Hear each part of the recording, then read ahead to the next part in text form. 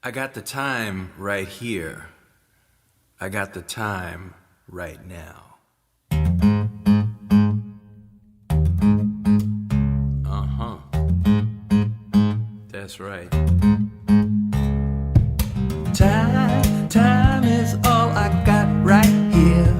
Good evening, ladies and gentlemen, here in the internet world, Facebook, YouTube, wherever you tune in to get the real scoop. My name is Don Strong. I am here in Minneapolis, Minnesota, where I am interviewing Brother David from Brooklyn. Time, she's my friend.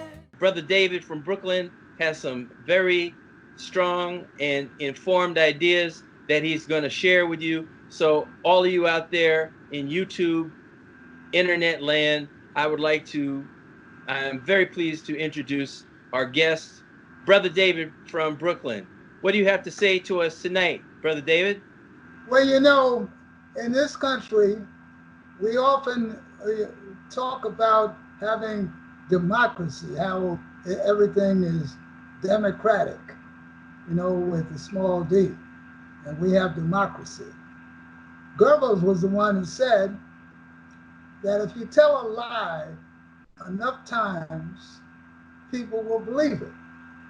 So that makes me think of people who are always talking about having democracy in the country, this United States of America.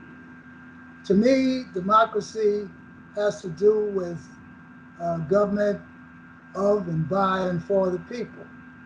As far as I know, the Constitution doesn't say anything about democracy.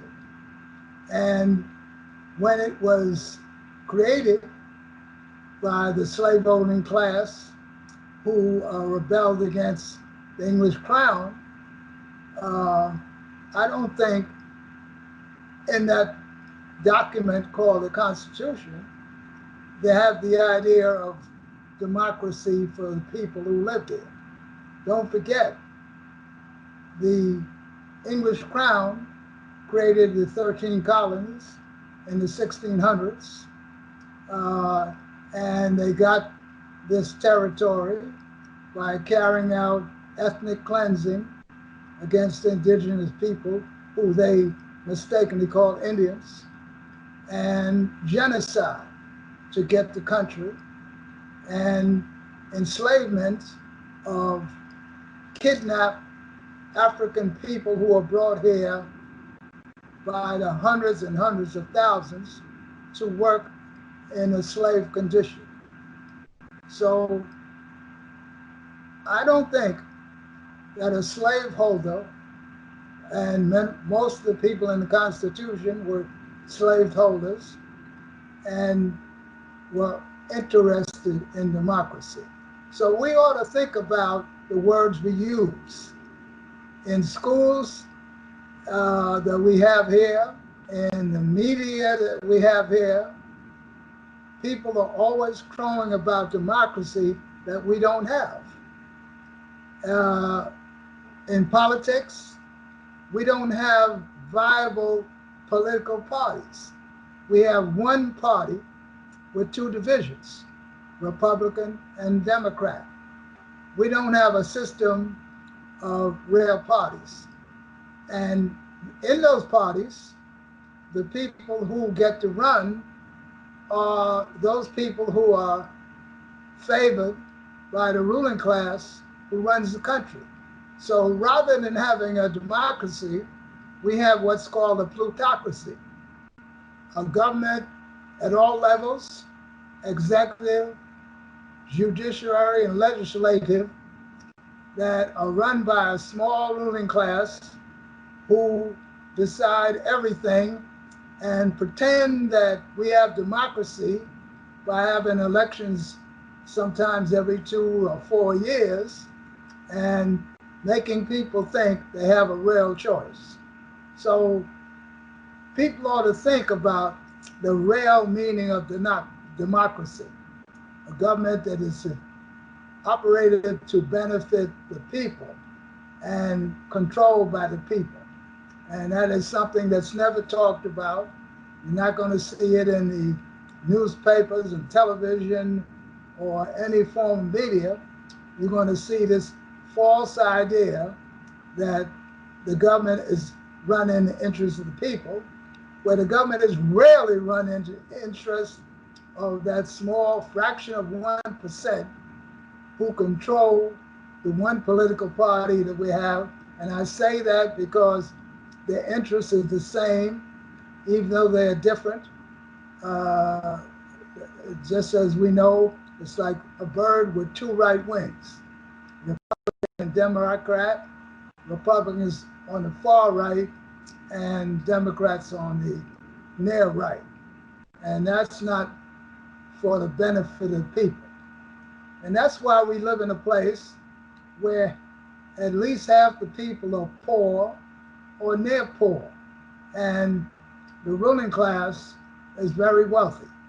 So people ought to stop throwing around the terms democracy when they don't really know what it means, and they have no sense of how they're being played by those who rule. And if you study history, you know that the only way you can rule is divide and conquer. And they play that to the max over in this country. You have to divide people up, have them fighting against each other, and then you can rule them. And that's what they do here. And they have fantastic ways of doing it, especially with a system called white supremacy racism. So this is a way to control people, to have people against each other rather than being unified and having a country where they benefit for themselves, rather than having a country that a small ruling class enriches themselves at the expense of all the people who labor in this world. We don't teach the children in school, we train them. And there's a difference between education and training.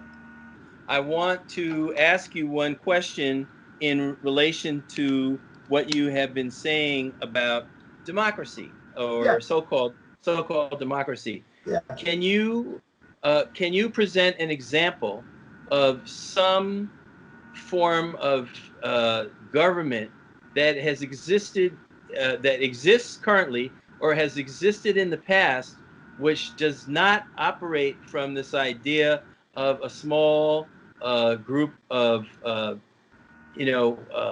plutocrats ruling and controlling the people? Give me one example of one nation or a state or a city, anytime, present or the past, where there has been a shining example of a system of government where there was a benign, or there was some real democracy. Was it in ancient Greece? What do you think? Yes, well, we have modern countries that would be examples of what democracy could look like. Even today, we have some of the Scandinavian countries. We have also countries like Finland, and the Scandinavian countries as Denmark, Sweden, Norway, Iceland, and Switzerland, where they have some democracy, even though they have capitalism. But those countries have situations where the people benefit, even in spite of the fact that they have a capitalist system in their country. So those are examples of countries that are providing some democracy for their people, and they have capitalism in check, so they have much better lives in terms of happiness, if you check this out, than we have here because of democracy. So I have a question. All the countries that you mentioned, the Scandinavian, Norway, Sweden, Denmark, Switzerland, etc., all of these are former monarchies. They were all, they were fiefdoms. basically in all of those countries, you had a king or some kind of royal ruler. And so, what changed? Why is it different? And what is the motivation in those countries to have a system of democracy? What caused the change in those areas? Well, that's very important, that question, because those countries don't have the amount of diversity that this country has, and they don't have the history of chattel slavery, kidnapped people from Africa and the chattel slavery, and large numbers of people with the African phenotype that came here so they can play people against each other. So they have an advantage because the people were more unified and able to keep control for the benefit of the majority of the people. Whereas the diversity here enables the rulers to play the people against each other to a higher degree to eliminate most of what I would call democracy. That's the reason that we have it like it is, and those countries do have some democracy. The secret here in my shirt pocket. You can have the time you're needed. You can just float with me. Ride it, baby, ride it, baby. Ride it up like the sea.